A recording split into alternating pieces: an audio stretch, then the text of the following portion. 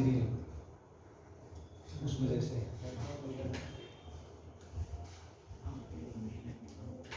ये जेडब्ल्यू दिया था क्या सर? जेडब्ल्यू दिया था एडम 144 था एडवांस नहीं है। मेंस क्लियर था, अच्छी रैंक थी। मेरी थी 7,000। 7,000। ये मत बोलना 7,000 सर बहुत ज़्यादा है बगैर कोचिंग के भाई नहीं आती। पर ये था कि हाँ NIT मिल रहा था, पर उस टाइम पता नहीं क्या स्टेट ऑफ माइंड वो DU में जाएगा, चले गए DU में, PG में दिया, PG के एंटर में फिर NIT बाद में मिल गया।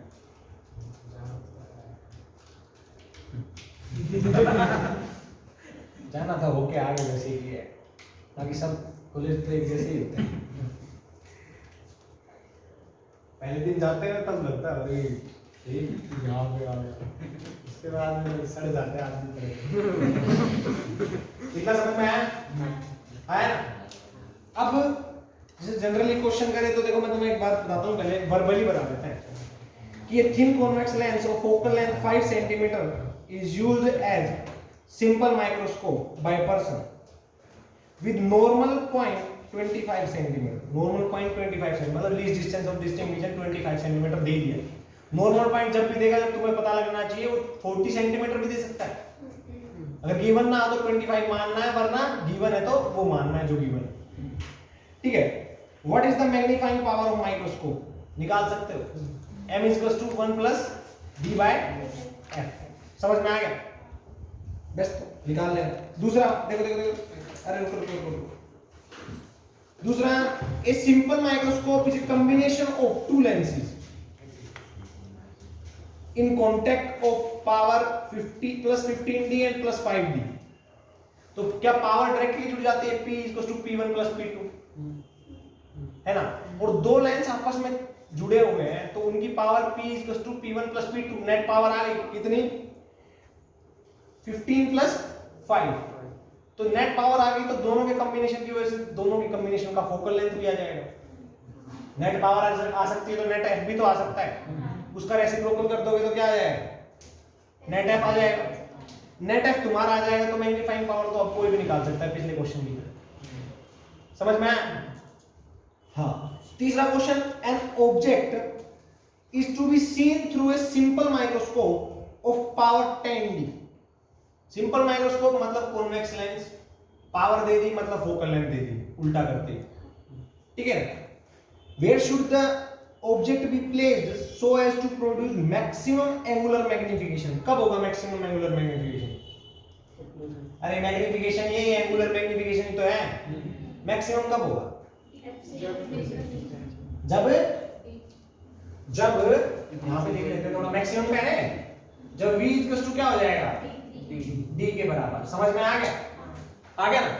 u फिर कुछ भी हो उसके कोर्स पर समझ में। फिर उसके बाद आता है कि the least distance of distinction is 25 centimetre. Least distance of distinction कितना है? 25 सेंटीमीटर। अब तुम्हें पता है कि सर मेरी इमेज कहां पे बनी चाहिए? d पे, है ना? तो v की वैल्यू क्या पुट करोगे फॉर्मूले में? d पुट करोगे। अगर तुम नॉर्मली वैसे चलते हो लंबे मेथड से 1 + v - 1/u = 1/f, तो d को क्या पुट करोगे? -25। सॉरी v को क्या पुट करोगे? -25, है ना? f की वैल्यू तुम्हें पता है कितनी पुट करोगे? 10 पावर 10 दे रखी तो f उसका रेसिप्रोकल होता है, निकाल लोगे। पावर निकाल लोगे तो उसके बाद में तुम्हारा u आ जाएगा। u वही तो पोजीशन होगी जहां पे अगर तुम ऑब्जेक्ट को रखोगे तब तुम्हारा v 25 आ रहा है। समझ में आया ना? बात खत्म। ऐसे ऐसे पिद्दी क्वेश्चन है। ठीक है, ये क्वेश्चन तुम कर सकते हो। ना आए तो कल पूरी डीपीपी डिस्कस कर लेंगे। लगभग 18 26 8 9 क्वेश्चन है प्लस 7 वैसे सिंपल माइक्रोस्कोप के ऊपर कम से कम 15-20 क्वेश्चन है। करोगे तो अपने आप आ जाएगा। अब बात आती है कंपाउंड माइक्रोस्कोप की। किसकी? Compound microscope. ठीक है ना? अच्छा, अरे चलो कंपाउंड माइक्रोस्कोप है, चलो भाई।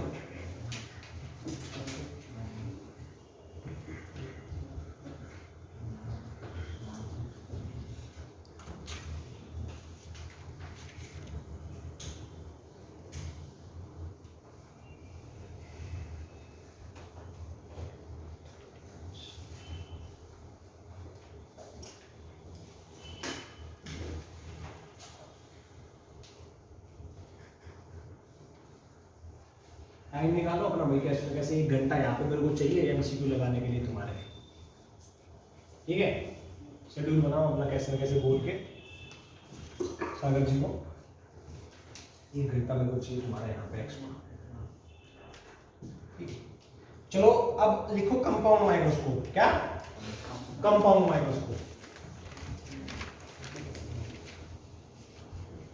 तुम नहीं आई इतने 2-3 दिन हो गए सर, क्यों?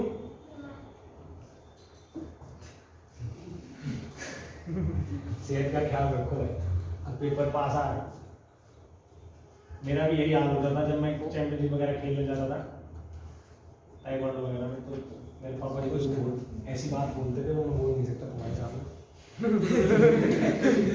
मतलब एंड टाइम पे इतनी बेइज्जती से होती है क्या, मतलब कुछ इनडायरेक्टली बोलते थे वो, तो ऐसा भी नहीं खराब है पर वो जैसे अच्छा नहीं लगता, समझ में? मतलब वो है ना काम के टाइम फ्रेश होके जाना, अब काम आ गया तो जल्दी वो काम कर, मेरे को फ्रेश होके जाना पड़ेगा, तेरा वो हाल, समझ में? तो जब जरूरत होती है उस टाइम पे पहले से तैयार हो। कंपाउंड माइक्रोस्कोप, कंपाउंड माइक्रोस्कोप क्या होता है कि अगर मैं तुमसे बात करूं, एक बार तो थीटा इंक्रीज कर दिया सिंपल ने, उसके बाद एक और लेंस लगा दो, वो और थीटा इंक्रीज कर दे, डबल टाइम्स हो जाएगा तो और बड़ी इमेज दिखाई देगी। कंपाउंड माइक्रोस्कोप का काम यही होता है, कंपाउंड माइक्रोस्कोप का काम यही होता है। इसलिए वो तुम्हें बोलते हैं कई बार, देखना उल्टी इमेज कई बार दिखाई देती है, नहीं दिखती उल्टी इमेज, है ना? समझ में आया? वो क्यों दिखाई देती है वो बताता हूं। देख जैसे नॉर्मली अगर हम बात करें, सिंपल माइक्रोस्कोप तो कौन यूज करता है? घड़ी वाला एंगल लगा के कर देना, वो थोड़ी ना इतना बड़ा कंपाउंड ऐसा थोड़ी होता है ना? तो वो तो सिंपल यूज करता है ना? तो कंपाउंड जो तुमने बोला है कि सब उल्टा दिखाई देता है, उसका सीन देखते हैं। मान लो ये 2f है, ये f है, ये जुगाड़ पानी ठीक हो जाएगा।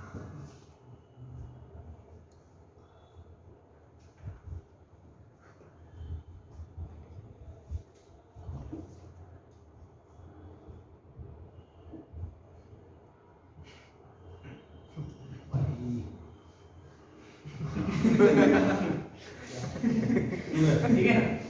समझ में आया? समझ में तो आ रहा है? अब इसके सामने ऑब्जेक्ट रख दे, वो मैग्नीफाई हो जाए, कहीं पे भी रख दे, मान ले f और 2f के बीच, मतलब 0 से f के बीच में कहीं पे, और उसकी इमेज मैग्नीफाई होकर यहाँ पे बनेगी ना? मान ले ऑब्जेक्ट को अगर f और 2f के बीच में रखा तो इमेज बनेगी 2f से दूरी पे, ये तो पता है ना? इमेज अगर इमेज को 2f पे रख दे तो यहाँ पे भी इमेज 2f पे बनेगी बराबर। इसको पास लेके आऊंगा तो इमेज इधर शिफ्ट हो जाएगी। तो इसमें जनरली क्या करते हैं, हम ऑब्जेक्ट को रख देते हैं f और 2f के बीच में। कहां पे? f और 2f के बीच में, कंपाउंड में। कहां पे?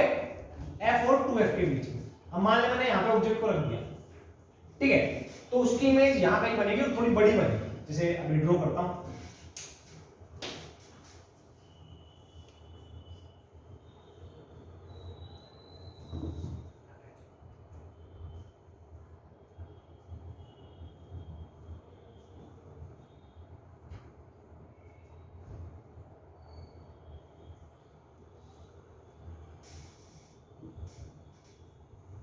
समझ में आया?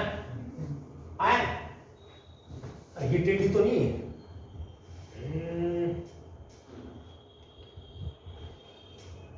ठीक है, ये आ गई। ठीक है, अभी इमेज यहां पे बन गई भाई, इमेज यहां पे बन गई।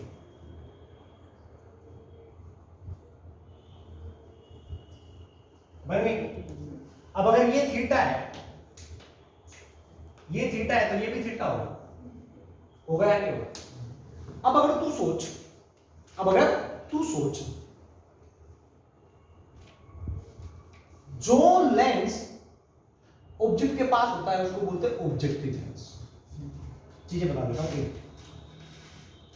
General knowledge, objective lens. अब तू ध्यान से देख, अगर मैं जो आज के पास होगा उसको आई पीस जिसे बोलते हैं, है ना। तो अगर मैं यहां पे ऐसे बना दूं,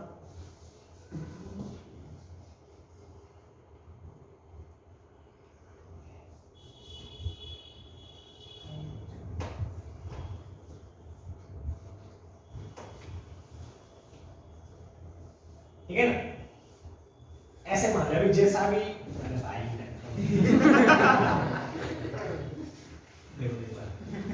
समझ में आ रहा है, यूं ही हंसते रहते हो।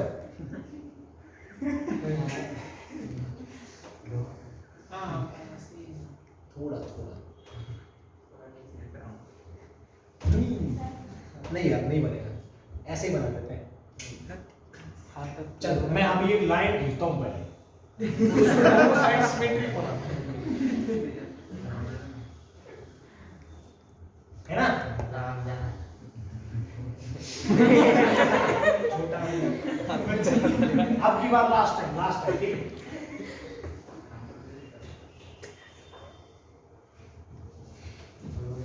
हाथ रख के निकालो, हाथ रख के पेंसिल एक्सिस पे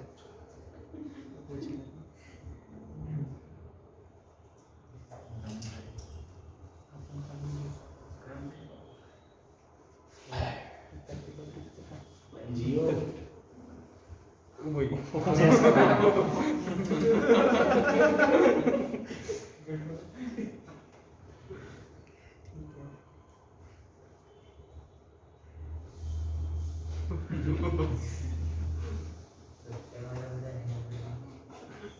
यस जैसा बन गया था पहली बार तो ना।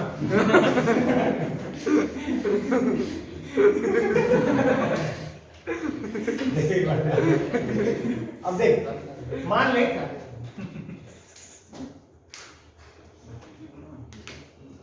ये ऑब्जेक्ट है, ये आईपीस लेंस है, तो इसका फोकल लेंथ यहाँ पे कहीं है। अब तू खुद सोच इसकी इमेज मैग्नीफाई करनी है तो बिटवीन ये इसको हम ऐसे एडजस्ट करेंगे और इसको ऐसे एडजस्ट करेंगे so that this image should form between this pole of eyepiece and focal length of eyepiece, उसके बीच में ऐसे एडजस्ट करेंगे। मतलब हमारी इसमें पाइप में लेंस आगे पीछे कर सकते हैं, तो मैं ऐसे एडजस्ट करूंगा ना ताकि इसके पोल और इसके फोकस के बीच में ये इमेज बने और वो इसके लिए ऑब्जेक्ट का काम करे। समझ में आया? पक्का देख लो। तो मैंने यहां कहीं पे इसका क्या मान लिया, एफ ई आईपीस का क्या मान लिया, एफ ई। जो भी आई लेंस लिख देता हूं ना, गलती भी नहीं है। समझ में आया क्या? अब देख यहां से रे ऑफ लाइट ऐसे जाती है और फिर टकरा के हम उसको कैसे बनाते हैं मैं बताता हूं। जुगाड़बाजी चलती है इसमें सब बस।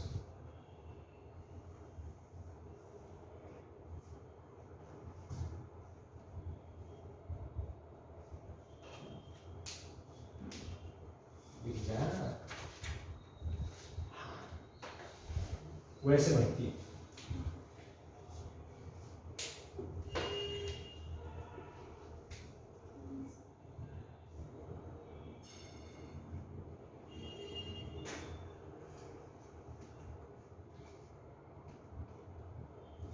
अलग कलर से बनाता हूँ थोड़ा सही रहेगा।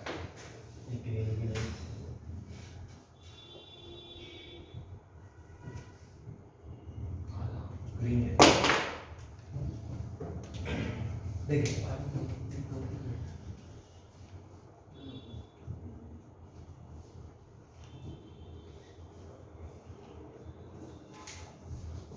ये रे ऑफ लाइट ऐसे जाएगी, ठीक है ना। और यहां पे तुम्हारी मान लो गेंडे जैसी आंख, समझ में आया? तो इमेज कहां पे बनेगी, यहां कहीं पे बनेगी ना, यहां कहीं पे ऐसे। फाइनली क्या दिखाई देगी, ये या ये दिखाई देगी ना। समझ में आया? पक्का, अच्छी बात। अब क्या करना है, ये थीटा बना है, वहां पे क्या बना है, वहां पे थीटा नोट बना दिया। क्या बना दिया, सॉरी ये थीटा नोट और वो थीटा। ध्यान से देखना, समझना बात को, फिर धीरे धीरे सब कुछ समझ में आता जाएगा तुम्हारे।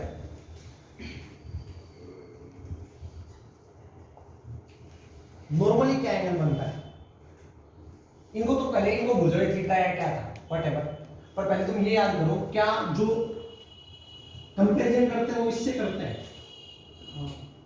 कंपैरिजन तो इसी से करते हैं ना, आंखों से, नेकेड आई से, h by d, समझ में आ गया? उसके बाद में खेल चलता है आगे, ठीक है ना? अब तू ध्यान से देखे तो ये h है, ये h है और ये h डैश है और ये h डबल डैश, ठीक है ना? समझ में आया? ओके, अब यहां पे आएगा theta by theta note, theta by theta note magnifying power, magnifying power is basically theta by theta note, magnifying power is basically theta by theta note, समझ में आया? Theta by theta note. अब theta note में लिखा, मन में लिख लिया है ना, तो अब थीटा को क्या लिख सकते हैं,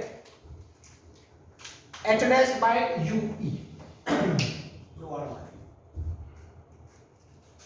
देख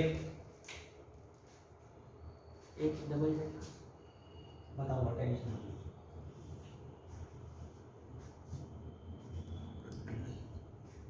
ये मेरा h डैश था, ये h डबल डैश था, ये मेरा क्या आएगा u है ना, ये आएगा ना। अब तुम ध्यान से देखोगे ना, ये और ये सिमिलर ट्रायंगल है ना, तो कोरस्पॉन्डिंग एंगल भी इक्वल होंगे, है ना? ये अगर थीटा है, ये थीटा है, तो ये भी थीटा होगा या नहीं होगा ना? सिमिलर ट्रायंगल के कोरस्पॉन्डिंग एंगल इक्वल होते हैं ना, ऐसा ही होते हैं क्या?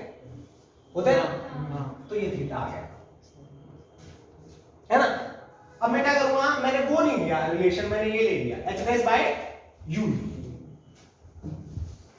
h डैश बाय u, ठीक है ना? और फिर थीटा नॉट क्या लिखूंगा, ये तो हमेशा की तरह वही आएगा h बाय, समझ में आया? h बाय d बाय, समझ में आ गया? पक्का पक्का, छापो पहले इसको, कोई दिक्कत कोई परेशानी? हाँ बोलो। जब तक पॉज कर दो, तब तक पॉज कर दो ना। हाँ पोज करके सही, पर पोज ही करना, कभी बंद मत करती हो। देख, अरे कैमरा एक्शन, देखो एक बार ध्यान से, कि यहाँ पे लिखेंगे तो क्या लिखेंगे, h डैश बाय h, दिखाई दे रहा है वहां यहाँ तक? हाँ, और ये क्या लिखेंगे, d बाय u, है ना? अब मैं इतना लिख दूंगा तो मेरे दिमाग में एक ख्याल आएगा कि बेसिकली ये क्या है, h dash by h, h dash by h, height of image ratio of height of object, क्या ये magnifying power of objective lens होगी, है ना? और d बाय u magnifying power of eyepiece, समझ में आया क्या? आया ना? तो इन दोनों का क्या है, प्रोडक्ट, और मैंने तुम्हें पहले भी बताया है, जब दो मिरर या दो ऑब्जेक्ट, दो लेंसेज आपस में रख दिए जाए तो उनकी मैग्नीफाइंग पावर मल्टीप्लाई हो जाती है, किए होंगे तुमने क्वेश्चन पहले भी करवाया होगा शायद मैंने एक, तो ठीक है ना? तो उनकी मैग्नीफाइंग पावर मल्टीप्लाई हो जाती है ना? तो अब दिमाग में एक ख्याल तुम्हारे ये भी आएगा कि सर मैं h डैश बाय h को क्या लिख सकता हूं, बेसिकली अगर तुम देखो ध्यान से, एक इन्वर्टेड इरेक्ट है ना? तो पहली बात तो इन दोनों का रेशियो अगर आप मैग्नीट्यूड में लिखते हो डायरेक्ट, तो बाहर माइनस लगा, बाहर क्या लगा दो, माइनस, पहली बात। दूसरी बात कि sir h dash by h को मैं दो तरीकों से लिख सकता हूं। पहली बात कौन सी है, पहली बात ये कि सर यहां पे ध्यान से देखो, ये क्या VO है, अगर ये UO है, अगर ये UO है तो वो VO है ना? VO नहीं VO, ठीक है? तो हम जानते हैं अगर तुम मैग्नीट्यूड की बात करो V by U, VO by U वही basically h dash by h होगा ना, मैग्नीट्यूड की बात करें h डैश बाय h होगा या नहीं होगा? नहीं होगा, होगा ना? तो मैं इसको रिप्लेस कर देता हूं VO बाय U, बाहर माइनस लगा देता हूं, समझ में आया? और इसको d बाय u, इसने तो वैसी इमेज बनाई है जिस साइड आई है ना? अब दूसरी बात ये आती है कि सर बाहर नेगेटिव इसलिए लगाया क्योंकि इन्वर्टेड इमेज बन रही है पहले वाले से, अब दूसरी बात ये आती है, VO हमेशा बड़ा होगा UO से अगर वो F और 2F के बीच हो। VO हमेशा बड़ा होगा UO से अगर ऑब्जेक्ट F और 2F के बीच होगा, तो वहां आगे ना, है ना। तो ये तो नॉर्मली सिंपल माइक्रोस्कोप में भी फॉर्मूला आता था या क्या आता था? कि ग्रेटर देन 1 होगा। अरे VO is greater than UO, that is greater than 1। तो तू सोच, उसकी जो मैग्नीफाइंग पावर थी वो कुछ टाइम्स हो गई इस टर्म में। समझ में आ गया ना? हाँ। सिंपल माइक्रोस्कोप की जो मैग्नीफाइंग पावर थी उससे ज्यादा ही आएगी ना इसकी, क्योंकि sir VO is greater than UO, so that is greater than 1। If this is greater than 1, so I can say that अगर 2 इसकी वैल्यू 2 है, इसकी वैल्यू 2 आ रही है, इसकी वैल्यू 2 के बराबर है, तो मैं बोल सकता हूं कि सर ट्वाइस होगी सिंपल माइक्रोस्कोप की मैग्नीफाइंग पावर से कंपाउंड माइक्रोस्कोप। समझ में हो गया ना? हाँ, तो इसको लिख लो।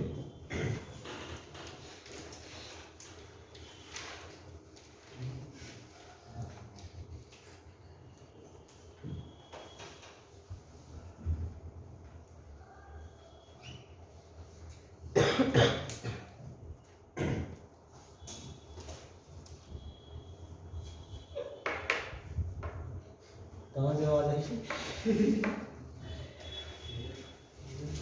फोन दिया। चलो चलो जल्दी करो।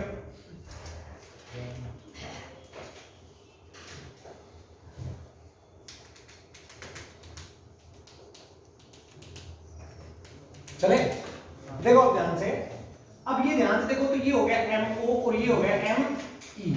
समझ में आ गया? आ गया क्या? आ गया ना? अब इसमें कहानियां और क्या क्या कर सकते हैं? कहानियां ये कर सकते हैं कि सर हमारा क्या होना चाहिए, जो इमेज है वो इन्फिनिटी पे बने। इमेज इन्फिनिटी पे कब बनेगी? जब ये इमेज इसके FE पे आए। तो इसको मैं थोड़ा सा पीछे शिफ्ट कर दूंगा, तो क्या है, ये जो इमेज बनी है H डैश, ये इसके FE पे बन जाएगी। इसको मैं थोड़ा पीछे शिफ्ट कर दूंगा इस लाइन से, FE पे बनेगी। कहां पे बनेगी? उस इमेज की इमेज H डबल डैश कहां पे बनेगी? इन्फिनिटी पे। वो हो गया नॉर्मल एडजस्टमेंट, रिलैक्स स्टेट। उसको बोल सकते हैं नॉर्मल एडजस्टमेंट, रिलैक्स स्टेट भी, और मिनिमम मैग्नीफाइंग पावर की वैल्यू क्या होगा वहीं से कैलकुलेट करते हैं। समझ में आया ना? अब तू सोच, तू लिख सकते, इधर उधर करेगा इसको, थोड़ा सा ध्यान से देख के। हो गया सर? दिख जाएगा क्या?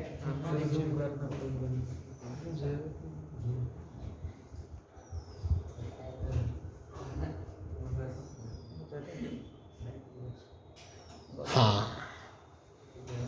उसको बंद कर, बल्ब को बंद कर दे, ये लाइट बताना एक बार, ठीक है ना? ठीक ले रहा है। एक बार ध्यान से, अब आती है मिनिमम मैग्नीफाइंग पावर, मिनिमम, ठीक है ना? Minimum magnifying power. Minimum magnifying power में क्या होना चाहिए? इमेज कहां पे बने? इन्फिनिटी। वो कब बनेगी? जब UE किसके बराबर हो जाएगा? FE के बराबर हो जाएगा। UE किसके बराबर हो जाएगा? FE के बराबर हो जाएगा। अब तो मैग्नीफिकेशन के फॉर्मूले में क्या क्या चेंज आएगा, जल्दी बताओ। मैग्नीफिकेशन के फॉर्मूले में क्या चेंज आएगा? अरे BO/UO तो सेम है। वैसे D की जगह यहाँ पे UE की जगह क्या आएगा? FE। इस केस में मैं तुम्हें बताता हूं, तुम अगर ध्यान से देखो तो दो लेंसेज के बीच की दूरी क्या नॉर्मली क्या होती है? दो लेंसेज के बीच की दूरी नॉर्मली बता रहा हूं पहले तो, VO प्लस UE होती है ना?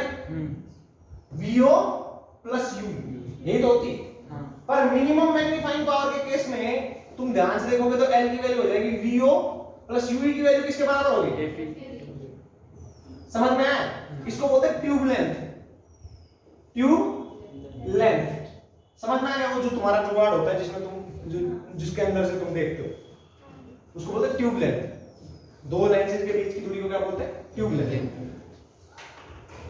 जनरली ऐसे होती है, नॉर्मल एडजस्टमेंट में इसके बराबर हो जाती है, नॉर्मल एडजस्टमेंट में इसके बराबर हो जाती है। समझ में आ गया? आ गया ना? अब तीसरी बात आती है।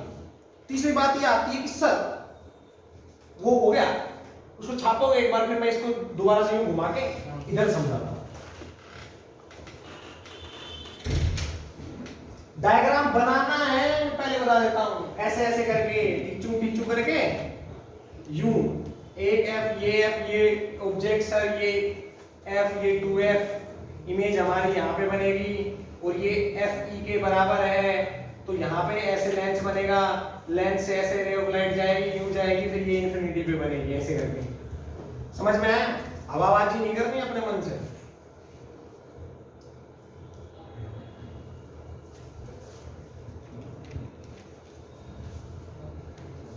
ठीक है ना? ये ऐसे भेज के लाइट को, वो तो तुम अपने आप बना लोगे। ठीक है ना? समझ में आया? वो बना लोगे तो ऐसा उसको पोज कर सकता है थोड़ी देर के लिए।